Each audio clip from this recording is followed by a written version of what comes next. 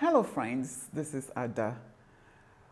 Welcome to our space where we come and discuss about us, our lives, our fears, our dreams, our desires, and how we can make a difference in life. Today, I want to start by posing this scenario, this question to you, and give it a thoughtful moment. How would you feel if you took the time to put together a special gift and wrapped it in a beautiful package and sent it to your loved one? And this is a very important gift that will make them happy, make life beautiful for them. But they got the gift. From year in to year out, they never unwrapped the package. And every time they come to you, they complain about, oh, how miserable they are and all that. And you know what they need to get out of their misery. They already have in their possession. They just, for whatever reason, refuse to unwrap the package. So the question is, what kind of person would do that? Who gets a gift and for years simply would not unwrap the gift to even know what's in it? If you're wondering, I was that person for a long time, and I'm sure a lot of you can find yourself in that person. And unfortunately, that's the way we live. A lot of people, most people, majority of the people are like that. We have what we need, but we're all over the place looking for something we're not even sure of. And we keep meeting up with frustration, disappointment, pain, and all that. So today, I'm going to share with you 4 keys that help me to find myself, that gift, to help me unpack that gift.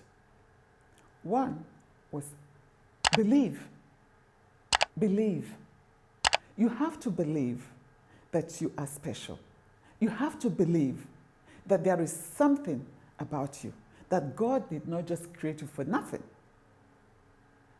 When I say God, please, I'm not trying to sell my religion to anybody. I'm a Christian, I believe in God. Some may call him the universe, force, Yahweh, whatever it is you call him, I'm okay with that. And it's okay. I call him God. And that's just mine. So you have to believe that there is a reason why there is somebody like you.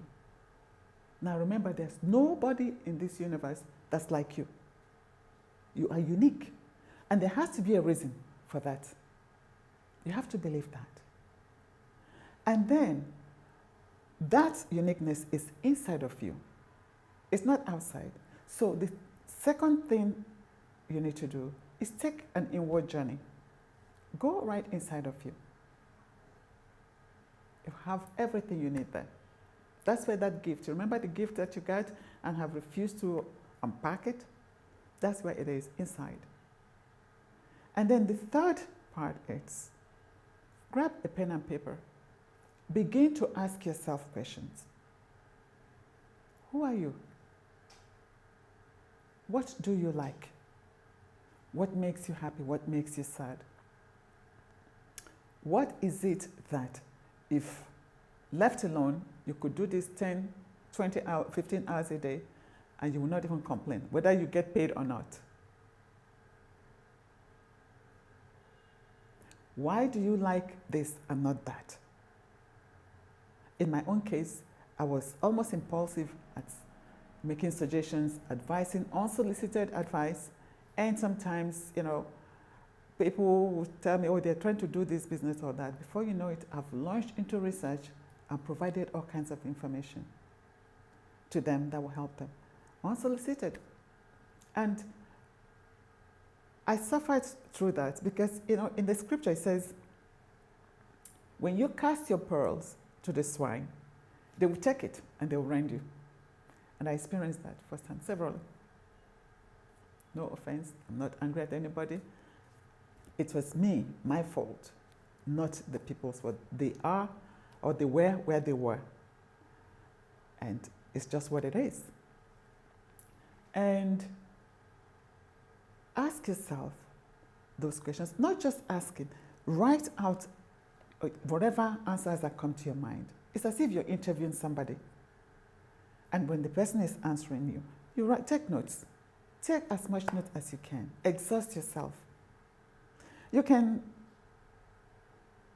look through it right there and then, or you can come back another day, tomorrow. Don't put it off for too long. And just shift through. That's the fourth step. Shift through all the things you have written, whether they make sense at the time you're writing them or not. Read through them and notice a pattern. It begins to give you a clue. And let me tell you this. You may not get anything. Nothing may jump at you at that moment. It's okay. Because you know why? By doing this, taking these 4 steps, what you have done is to place yourself in a league of a few. Think about it. How many people do you know would do a thing like that? So to the extent that you have the time, you are resolved, and you sat down and went through these 4 simple steps, you have put yourself in a whole different group of a different class of people. So nothing comes up at you right away. It's okay. There's nothing, you have not lost anything. I assure you, even sometimes it will come when you least expected it. When you least expected it. And it may come to you, it may not be clear. That's okay. Grab it and begin to work with it. With time, it will get clearer. Because you know why? If you don't start on it right away, you may lose that little glimpse you caught when it came to you. Because, another thing I want you to know is this. The day you discover your God-given purpose is the day you meet the most important person in your life. Because you have something that nobody else has. When you find that thing, you realize how important you are. And another thing you want to note is whatever it is that you found, it's not for you to keep it. Think of it like this. Michael Jackson thrilled the world with his gift. It was a gift given to him to entertain us, to bless us. And it wasn't for him to leave it in his bedroom or in his house for himself. But he gets the reward of also blessing us. That's why it's very important that when you find your gift, you do not let it rot. Start working on it.